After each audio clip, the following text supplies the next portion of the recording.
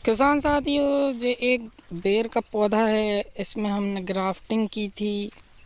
और ग्राफ्टिंग वाले पौधों में ख़ास विशेष ध्यान ये रखना होता है कि जैसे उसकी डालियाँ बढ़ना चालू हो जाएं, तो उसमें सबसे पहले उसकी कटिंग करना ज़रूरी है, क्योंकि नीचे से छोटी सी डगाल जुड़ी हुई होती है। अगर ऊपर का तना बढ़ने लगता है किसान साथियों, तो दिक्कत ये हो जाती है कि नीचे से उखड़ने के चांस ज़्यादा होते हैं। इसलिए उसमें लोड ना होने दें, उसका रख रखाव करें, कटिंग छटिंग करते रहें उसकी। जब वो लगभग 1 साल का करीब हो जाए, उसकी जहाँ से जॉइंट है वो मजबूत हो जाए, तब उसको बढ़ने दें।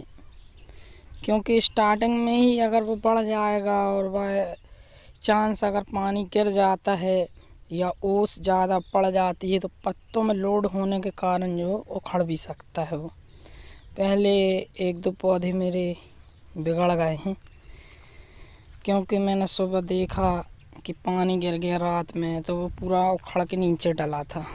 हवा चल जाती है साथ में। तो बेर में विशेषताएं यही होती हैं, अगर आप ग्राफ्टिंग उसकी अगर करते हैं और वो सक्सेस हो जाता है, तो लगभग उसमें आपको जो है 1 साल जो है ज़्यादा डगालें ना बढ़ने दें। कोशिश करें कि उसकी 1 साल तक डगालें छटिंग कर दें। गर्मी के दिनों में वो मजबूत हो जाएगा, जब पत्ते झड़ जाते हैं काफ़ी मजबूत हो जाएगा। और बारिश और ठंड के दिनों में जो होता है, उसमें बारिश अगर अचानक से हो जाती है, क्योंकि पौधा नया नया रहता है आपका, उसमें लोड बढ़ने के कारण, हवा के कारण जो है टूट सकता है। ये वही पौधा है जो मैं आपको दिखा रहा हूँ। इसकी हमने कटिंग करके फिर इसमें ग्राफ्ट किया हुआ था। बड़ी सेफ्टी के साथ इसको रखना पड़ता है, पॉलीथिन के साथ। ग्राफ्टेड पौधे होते जल्दी सक्सेस हैं, बस थोड़ी सी सावधानी रखना होती है किसान साथियों। अगर आप थोड़ी सी सावधानी रख लेते हैं तो इसका रिज़ल्ट आपको बहुत अच्छा देखने को मिलेगा। जैसा कि अब इसमें देखो कलगी निकलना चालू हो चुकी हैं, ये देखिए आप, बड़ी बड़ी कलगी हो गई हैं इसमें। ये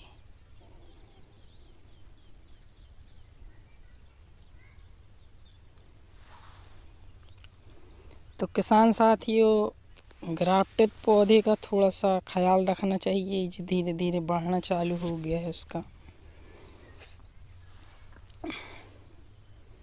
इस तरीके से कलगे फोड़ देते हैं जी। फिर इसकी कटिंग करना चालू कर दें, क्योंकि अगर कटिंग नहीं करेंगे तो ये अचानक से बारिश होने के कारण ख़राब हो जाते हैं। ये मेरा पुराना पौधा है, इसमें मैंने स्टार्टिंग में किया था और ये बिगड़ चुका है अब। क्योंकि इसकी डगाल जब काफ़ी मोटी हो गई तो मैंने बढ़ने दिया, और बढ़ने के कारण ये हुआ कि इसमें जो है दिक्कत आ गई थी मेरे को। बारिश अचानक से हो गई और ये काफ़ी बढ़ गया था, लगभग 7-8 फुट बढ़ चुका था। उसके बाद पानी गिरने के कारण जो है वो ज़मीन पे गिर गया, फिर सक्सेस नहीं हो पाया। तो किसान साथियों, अगर आप ग्राफ्टिंग करें तो उस पौधे की कटिंग छटिंग करते रहें, क्योंकि वो नाजुक पौधा होता है। एक डगाल से अपन ने दूसरी डगाल में जॉइंट किया है और नया नया होता है, इसलिए उसमें ज़्यादा लोड ना आने दें। लोड होने के कारण टूट जाते हैं पौधे, फिर अपनी मेहनत जो है बर्बाद हो जाती है। इस तरीके से थोड़ी इनका ख्याल रखा जाए, क्योंकि जो बहुत नाजुक होते हैं और इस सब बहुत बड़ी गलती मैंने ये की थी कि इसकी रस्सी जो है मैंने खोल दी चारों तरफ से, जबकि मुझे इसकी रस्सी नहीं खोलना थी, ना टेपिंग खोलना थी। क्योंकि टेपिंग अगर खोल देते हैं तो पानी जाने के भी चांस हो जाते हैं और वो हवा लगने के भी चांस हो जाते हैं। मैंने कहा सब ठीक है, हल्का हल्का रहने दिया और खोल दिया मैंने। ये पूरा जुड़ा हुआ था। गलती मेरे से ये हो गई कि मेरे को इसको डिस्टर्ब नहीं करना था, सिर्फ ऊपर की पॉलीथिन निकालना थी। किसान साथियों, ये ख़राब हो गई थी। ये भी एक ख़राब हो गई है। ये दो ठो जो हैं साइड वाली वो जुड़ चुकी हैं और ये सक्सेस थी। मैंने कई पौधे जो हैं इस बार इसमें ग्राफ्ट किए थे, उनके अच्छे रिजल्ट देखने को मेरे को मिले हैं। किसान साथियों, ग्राफ्टेड पौधे में सबसे बड़ा फ़ायदा ये होता है कि बहुत जल्दी पौधे विकसित हो जाते हैं और लगभग 1 साल के बाद आपको इसका अच्छा खासा रिजल्ट देखने को मिलने लगता है, क्योंकि उत्पादन बढ़ जाएगा। बड़े पौधे होते हैं जल्दी विकास पकड़ लेते हैं, क्योंकि नीचे के रूट्स में प्रोटीन की मात्रा बढ़ती रहती है। इस तरीके से मैंने इसको कटिंग करके फिर इसकी ग्राफ्टिंग की थी। लगभग ग्रीन एप्पल बेर का पौधा तैयार होने में 1 साल लगता है किसान मित्रों। फिर इसके बाद उत्पादन प्रोडक्शन जो है आपकी टहनियों और डगालों के माध्यम से होने लगती है।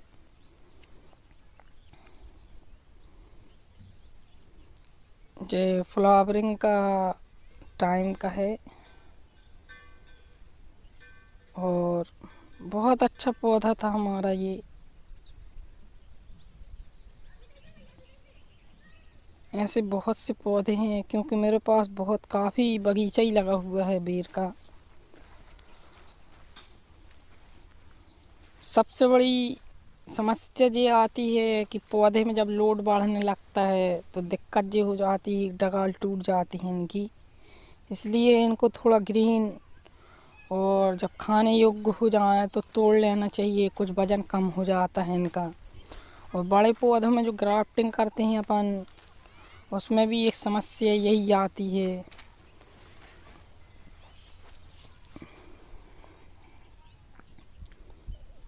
और फूलों के समय में विशेष ध्यान रखना होता है कि मधुमक्खी आए आपके बगीचे में ज़रूर आए तो गंधक का उपयोग करें।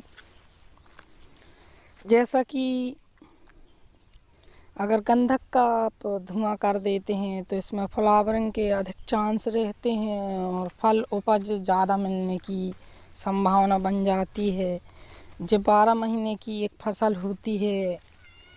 किसान साथियों जो बागवानी करते हैं उनको अपने बगीचे का थोड़ी रख रखाव करते रहना चाहिए, आना जाना चाहिए। ये नहीं कि अब फल ही के टाइम पे जाना है। गिलहरियों से बचाने के लिए उनका भी इंतज़ाम करना चाहिए, क्योंकि गिलहरियाँ जो हैं पूरी बेर खा के नीचे कतर देती हैं, फल बनने नहीं देती। छोटे फल में ही गिलहरी जो है कटिंग शटिंग कर देती है। तो गिलहरी नियंत्रण के लिए आपको पिंजरे बनाना चाहिए। उनको पकड़ के किसी दूसरे इलाके में ले जाके छोड़ दें। उसके लिए आपको करना क्या होगा कि जब आपके फ्लावरिंग का टाइम आता है या आपका पौधे में फल नहीं रहता, तब उनको खाना देना चालू कर दें। वो खाना खाने एक जगह आने लगेंगी और उसी समय में आप पिंजड़ा लगाकर उनको पकड़ के किसी 15-20 किलोमीटर के जंगल में दूर ले जाके छोड़ दें। तो किसान साथियों, अगर इस तरीके से आप बागवानी करेंगे तो बहुत फ़ायदा होगा, ना कि आप अपने पास में छोड़ें। लगभग इसको 15-20 किलोमीटर दूर पे 30 किलोमीटर दूर के जंगल पे ले जाके अगर छोड़ देती हैं तो फिर यहाँ गिलहरियाँ दोबारा नहीं आएंगी। और गिलहरियों को हमेशा पकड़ के दूर इसलिए छोड़ते रहें, मारना ठीक नहीं है, जब अच्छी बात नहीं होती। किसी जीव को अपन जब जन्म नहीं दे सकते, यानी उसकी जन्मदाता नहीं बन सकते तो उसे मारने का हक भी नहीं है अपन को। प्रकृति ने हर चीज़ के लिए बनाया है। जंगल में ले जाके छोड़ देंगे तो वहाँ फल फूल खाते रहेंगे और जो उनका भोजन होगा वो करते रहेंगे, सांप वगैरह। लेकिन अपन उनको अपने बगीचे से दूर करना है उनको, नहीं तो बहुत ज़्यादा नुकसान कर देती हैं जी गिलहरियाँ।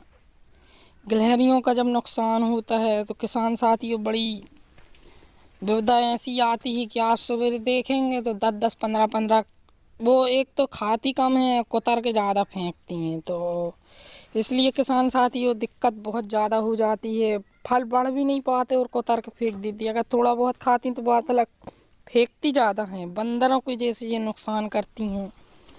इसलिए इसमें इनको पकड़ने के लिए पिंजड़े ज़रूर बनवा लें। किसी वीडियो में मैं आपको दिखा दूंगा कि ये फंदा कैसे काम करता है। जो चूहा पकड़ने वाले फंदे होते हैं, पिंजरे होते हैं, अगर आप उनका इस्तेमाल करते हो तो बड़ा अच्छा होगा।